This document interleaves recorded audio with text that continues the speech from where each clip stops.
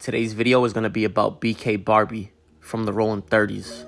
We're going to break down how she's accused of killing somebody 1 hour after a Rollin 30 member was shot, how she was only 16 at the time of the murder, and we're also going to break down how the Rollin 30s planned on killing her after it. But let's get into it. On February 7th of 2010, the Rollin 30s would be throwing a party, and around 3 in the morning, a BPS member would come to the party and sneak in, and he would shoot a Rollin 30s member, and the person that was shot would be Lil Shady Boy. And right after that happened, Barbie and 3 others would jump in an SUV and drive to BPS territory, and one of the people in the vehicle would have a GPS monitor on their ankle. They would get there around 4:30 in the morning, and they would see 2 people walking, and even though they were not from BPS, they would still stop and ask them where they were from, because one of the dudes would have on red clothes, red chucks, and he would be wearing a St. Louis Cardinals hat. And even though the Black Pea Stones originated in Chicago, in Los Angeles they're Bloods, and their main logo would be the St. Louis Cardinals hat. And as you can see, BPS and the Rollin 30 share a border, and they would be main enemies.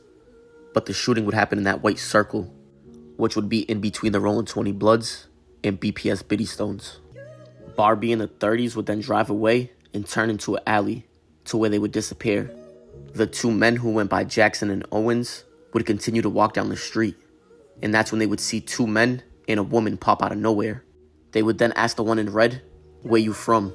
Jackson, who was the one in red, would then show him his tattoos and say he don't bang. Barbie and the 2 others would then whisper and talk amongst themselves. Jackson, who was the one wearing red, would then turn around and try to walk away from them. That's when they would pull out a gun and shoot him in the back of the head. And when the man that he was with tried to run away, they would all shoot at him, and he would be shot in the forehead, but he would survive. And Barbie and the group of Rollin 30s would shoot at least 18 times at the pair. And the man who passed away, his name would be Darnell Jackson, and he was 22 years old at the time. This case would go cold for a little bit, but eventually somebody named Gene Palacios was arrested on an unrelated case, and he was also a member of the Rollin 30s. And for him to get some leniency on the unrelated case, he would tell officers about the murder. He would tell officers that Alan arrived at his house at 11 o'clock in the morning that day. He would tell them that Alan arrived in a Chevy Traverse, and he told them that some Bloods snuck into a party and shot Lil Shady Boy. He would then tell them that him, Barbie, and 2 others went to the BPS hood to retaliate. He would then tell them that he seen the 2 men crossing the 10 freeway over the bridge and then followed them. He would then say that the street was a dead end, so they went to the back street and parked. And after Palacios gave that statement, they would arrest Alan for murder. He would be the first one that got arrested. And don't forget that he had an ankle monitor on that night. The police would then confront him about the GPS tracking information, and they would be able to place him at the party and near the shooting.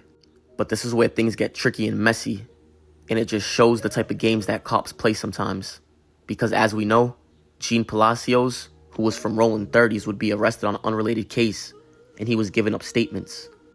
But when the cops were interrogating Alan, they would tell him that somebody was talking to them about the shooting. But for some reason, they would show him a picture of Barbie. They wouldn't say Barbie was telling. They would just say that somebody was giving statements, and then just put a picture of Barbie on the table. But even though the police didn't say it was Barbie, and Alan had no proof, he would be overthinking, and he would assume that it was Barbie that was telling. And at this time, Alan was one of the shot callers in the Rollin 30s. And unfortunately, the Rollin 30s would turn their back on Barbie. A few hours later, Alan would call a woman on the streets on a recorded jail call, and he would say they know everything. He would then tell the woman to tell Maxwell to do what he does to Barbie.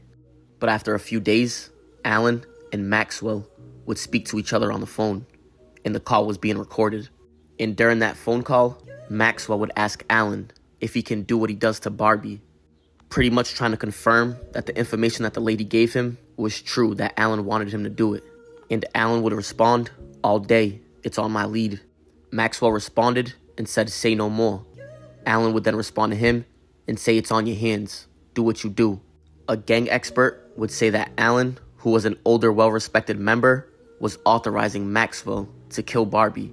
But don't forget that Barbie was 16 at this time, and her co-defendants were all 24. But a few weeks after the first arrest, another co-defendant named Burton would be driving around with Palacios, who was the informant, and he would drive by the scene, and he would tell Palacios, "This is where we killed them Bloods." And around that time, Barbie was bragging about the retaliatory shooting to somebody named Laronisha, and she would tell the police about it. And for the last co-defendant, whose last name was Maxwell, this would be the one that was looking for Barbie. He would be arrested because he told somebody named Trayvon Francis that he just shot somebody in the head, and Trayvon Francis would tell the police. But a year after the murder, they would finally all be arrested, with Barbie being arrested on February 23rd of 2011. She was 17 at the time of her arrest, and they would all be hit with 1 count of murder and 1 count of attempt. They would all sit in the county for the next 4 years, and then trial would start in 2015. But during the opening statement, prosecution would play the second recording that they had of Alan telling Maxwell to take care of Barbie. They would play the recording in front of everybody in the courtroom, and that would be the first time that Barbie heard 2 dudes that she looked up to plan on killing her. But the evidence they had against them was strong. Let's not forget that Alan, who was the mastermind, would have an ankle monitor on at the time, and they would be tracking his every movement. They would also have statements from Gene Palacios, who was a member of the Rollin 30s, and he would tell officers that Alan arrived in his house in a Chevy Traverse, which would be the vehicle that they was looking for. He would also say that they gave him statements, like they went to the BPS hood, and they went to go retaliate. He would also tell officers that all 4 of them told him that they caught some Bloods. He would also tell them that they showed him where they killed the Bloods. And he would tell officers that Burton told him that they shot 1 person and the other got away. And don't forget they have recorded calls of Alan putting hits on Barbie.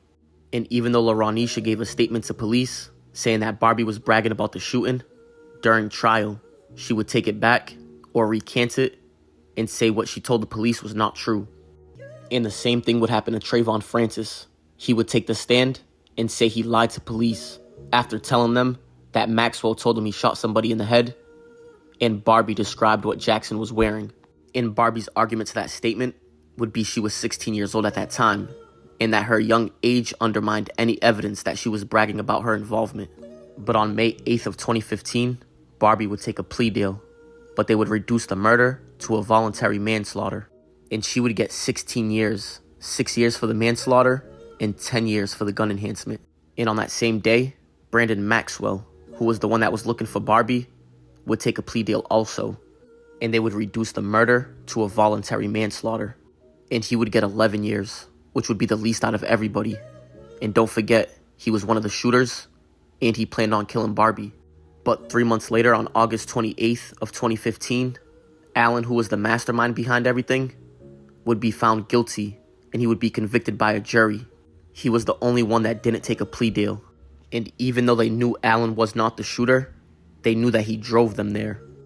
And even though he didn't step out the vehicle, he would get 40 years to life for the murder.